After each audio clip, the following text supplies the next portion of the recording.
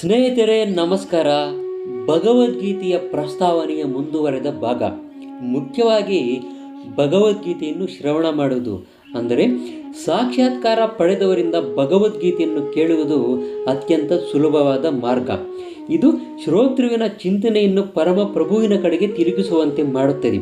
ಇದು ಭಗವಂತನ ಸ್ಮರಣೆಗೆ ದಾರಿ ಮಾಡಿಕೊಡುತ್ತದೆ.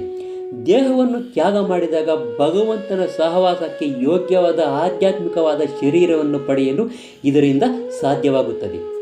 ಯಾವ ಮನುಷ್ಯನು ಮಾರ್ಗದಿಂದ ವಿಚಲಿತನಾಗಿದೆ, ಸದಾ ನನ್ನ ಸ್ಮರಣೆಯಲ್ಲಿ ತನ್ಮಯವಾಗಿದ್ದು ಸದಾ ನನ್ನನ್ನು ದೇವೋತ್ತಮ ಪರಮ ಪುರುಷನಾಗಿ ಧ್ಯಾನಿಸುತ್ತಾನೋ ಆತನು ಖಂಡಿತವಾಗಿ ನನ್ನ ಬಳಿಗೆ ಬರುತ್ತಾನೆಂದು ಶ್ರೀಕೃಷ್ಣನು ಅರ್ಜುನನಿಗೆ ಹೇಳುತ್ತಾನೆ.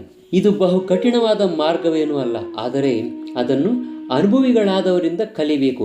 ಈಗಾಗಲೇ ಆಚರಿಸುತ್ತಿರುವವರಿಂದ ಕಲಿಬೇಕು. ಮನಸ್ಸು ಸದಾ ಇತ್ತ ಅತ್ತ ಹಾರುತ್ತಲೇ ಇರುತ್ತದೆ, ಆದರೆ ಭಗವಂತನಾದ ಕೃಷ್ಣನ ರೂಪದಲ್ಲಿ ಅಥವಾ ಅವನ ನಾಮದ ಶಬ್ದದಲ್ಲಿ ಮನಸ್ಸನ್ನು ಸದಾ ಕೇಂದ್ರೀಕರಿಸುವುದನ್ನು ಅಭ್ಯಾಸ ಮಾಡಿಕೊಳ್ಳಬೇಕು. ಮನಸ್ಸು ಅನ್ನೋದು ಸಹಜವಾಗಿಯೇ ಚಂಚಲವಾಗಿರುತ್ತೆ, ಆದರೆ ಅದು ಕೃಷ್ಣ ಶಬ್ದ ತರಂಗದಲ್ಲಿ ವಿರಮಿಸಬಹುದು.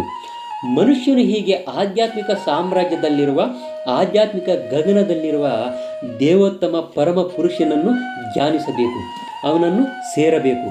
ಪರಮ ಸಿದ್ಧಿಗೆ, ಪರಮ ಸಾಕ್ಷಾತ್ಕಾರಕ್ಕೆ ಮಾರ್ಗಗಳನ್ನು, ಸಾಧನಗಳನ್ನು ಕೂಡ ಭಗವದ್ಗೀತೆಯಲ್ಲಿ ಹೇಳಲಾಗಿದೆ. ಈ ಜ್ಞಾನದ ಬಾಗಿಲುಗಳು ಎಲ್ಲರಿಗೂ ಸದಾ ತೆರೆದಿರುತ್ತವೆ. ಶ್ರೀಕೃಷ್ಣನ ಚಿಂತನೆಯಿಂದ ಎಲ್ಲ ವರ್ಗಗಳ ಜನರು ಕೂಡ ಅವನ ಬಳಿ ಸೇರಬಹುದು, ಏಕೆಂದರೆ ಆತನ ವಿಷಯವನ್ನು ಕೇಳುವುದು ಮತ್ತು ಚಿಂತಿಸುವುದು ಎಲ್ಲರಿಗೂ ಕೂಡ ಸಾಧ್ಯವಾಗುವಂಥ ಒಂದು ವಿಷಯ. ವರ್ತಕನಾಗಲಿ, ಪತಿತ ಸ್ತ್ರೀಯಾಗಲಿ ಅಥವಾ ಶ್ರಮಜೀವಿಯಾಗಲಿ, ಇಲ್ಲವೇ ಬದುಕಿನ ಅತ್ಯಂತ ಕೀಳುಮಟ್ಟದ ಮನುಷ್ಯನಾಗಲಿ ಪರಮಾತ್ಮನನ್ನು ಪಡೆಯಲು ಸಾಧ್ಯ ಎಂದು ಭಗವಂತನು ಹೇಳುತ್ತಾನೆ. ಇದಕ್ಕೆ ಮಹಾಬುದ್ಧಿಯ ಅಗತ್ಯವಿಲ್ಲ. ಭಕ್ತಿಯೋಗದ ತತ್ವವನ್ನು ಒಪ್ಪಿಕೊಂಡು ಭಗವಂತನನ್ನೇ ಬದುಕಿನ ಪರಮ ಶ್ರೇಯಸ್ಸು, ಪರಮ ಗುರಿ ಎಂದು ಸ್ವೀಕರಿಸುವ ಯಾರೇ ಆಗಲಿ ಆಧ್ಯಾತ್ಮಿಕ ಮಾರ್ಗದಲ್ಲಿ ಭಗವಂತನನ್ನು ಸೇರಬಹುದು. ಭಗವದ್ಗೀತೆಯಲ್ಲಿ ಹೇಳಿರುವ ತತ್ವಗಳನ್ನು ಅನುಷ್ಠಾನಕ್ಕೆ ತರುವ ಮನುಷ್ಯನು ತನ್ನ ಬದುಕನ್ನು ಪರಿಪೂರ್ಣ ಮಾಡಿಕೊಳ್ಳಬಹುದು ಮತ್ತು ಬದುಕಿನ ಎಲ್ಲ ಸಮಸ್ಯೆಗಳಿಗೆ ಶಾಶ್ವತವಾದ ಒಂದು ಪರಿಹಾರವನ್ನು ಪಡೆಯಬಹುದು. ಅತಿ ಮುಖ್ಯವಾಗಿ ಹೇಳಬೇಕಾಗಿರುವ ವಿಷಯವೇನೆಂದರೆ, ಭಗವದ್ಗೀತೆಯು ಅತ್ಯಂತ ಎಚ್ಚರಿಕೆಯಿಂದ ಓದಬೇಕಾದಂತಹ ಅಲೌಕಿಕ ಕೃತಿ.